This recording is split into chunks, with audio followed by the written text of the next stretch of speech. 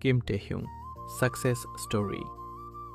এক ছোট্ট ছেলে যার নাম ছিল কিম তাহিউং।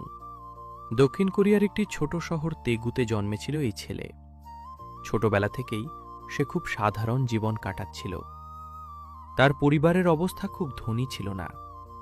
তাইহিউং তার ছোটবেলার বেশিরভাগ সময় দাদির সাথে গ্রামে কাটিয়েছে। কিন্তু তার মনে ছিল একটি স্বপ্ন, গায়ক হওয়ার স্বপ্ন।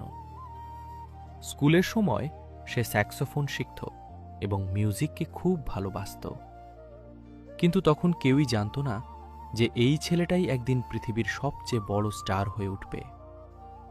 একদিন সে তার বন্ধুর সাথে বিগ হিট এন্টারটেইনমেন্টের অডিশনে গিয়েছিল। আসলে অডিশনটা ছিল তার বন্ধুর জন্য, কিন্তু স্টাফরা তাইহিউংকেও অডিশন দিতে বলেছিল। আর সেখান থেকেই তার জীবন বদলে গেল। হাজার হাজার মানুষের মধ্যে থেকে শুধু তাকেই বেছে নেওয়া হয়েছিল। কিন্তু শুরুটা সহজ ছিল না।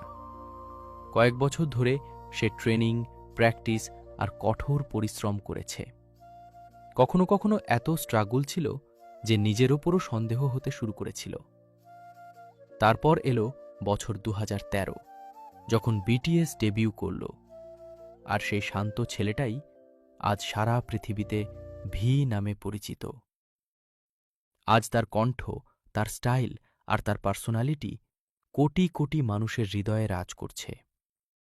এই গল্প আমাদের একটা কথা শেখায়: যদি স্বপ্ন বড় হয় আর পরিশ্রম সত্যি হয়, তাহলে এক সাধারণ ছেলেও পৃথিবীর সুপারস্টার হতে পারে।